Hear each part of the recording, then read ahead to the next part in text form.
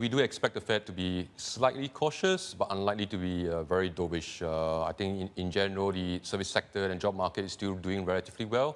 But having said that, clearly the external risks have increased, and therefore they are likely to signal that any rate hikes is unlikely to be soon. Will the Fed remove that reference to oil's decline and the deflationary impact as being transitory? Because if they do, then that could really erode the dollar, yeah? Yeah, I think most people have been quite surprised by how weak the oil has been, and it's been low for much longer than expected, and that definitely is a risk, in fact, globally for all central banks as they try to inflate their economy. So in our view, we think that a combination of oil, external risks, the Fed is only likely to resume raising interest rates in June later this year. Bank of Japan, any fireworks this week, and does Mr. Kuroda come to the party?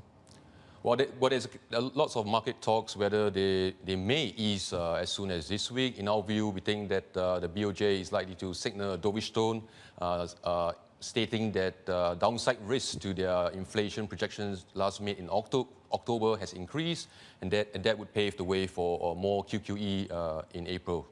That's interesting. And how do you think dollar-yen would react to that if they don't move at the meeting this week but signal a willingness to move possibly sometime in April?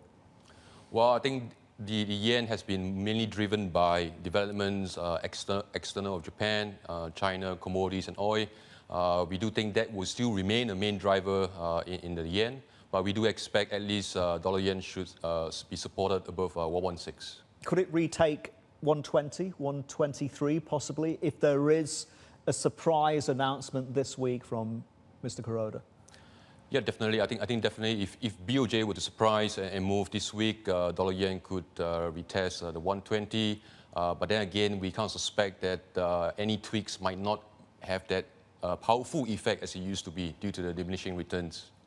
What are the conviction trades right now in the currency markets, Roy? And are there any? Because the sense that I'm getting is because of all this noise, because of all the uncertainty and volatility, people are just backing out, sitting on the proverbial fence, waiting for the dust to settle here. Now is not the time for any bold trades. Am I right? Or are there opportunities? Yeah, there's a lot of noise right now in financial markets, but I think if you look at the broader term, I think the Fed is still likely to raise interest rates 3 times this year. More stimulus on the ECB is expected. Likewise for the PBOC, the RBA, the RBNZ. The Bank of England is unlikely to raise interest rates until perhaps the end of this year. And therefore, the divergence in monetary policy, we still favor the dollar versus the euro, the yen, the sterling, and the Aussie. Fed's March meeting is still going to be a live event. They're still going to go through with 25 basis points. Is that the baseline prediction? We don't think they will raise interest rates in March. I think a June event is more likely. So they're going to defer that? Whether or not they will signal this week, it remains a question. But I think over time, I think the Fed is likely to signal that a March move is quite unlikely. I guess the really interesting trade right now would be to short euro-dollar heading into the March ECB, since we've got such strong indications and the willingness by Mario Draghi to take action, his no-limit speech.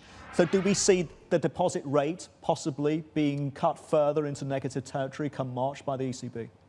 Yes, we do expect the ECB to cut the deposit rates by another 10 BPs, with an increase in the QE size program by another 10 B a month. I think that is mostly priced in by financial markets, and therefore... And priced in by the single currency. So are we going lower? Are we going lower towards parity possibly if that happens? Yeah, so it takes both to click. We need the ECB to really show that they are doing whatever it takes to inflate the economy, and the Fed to continue to raise interest rates. So this combination, we think that is likely to push euro to parity later this year.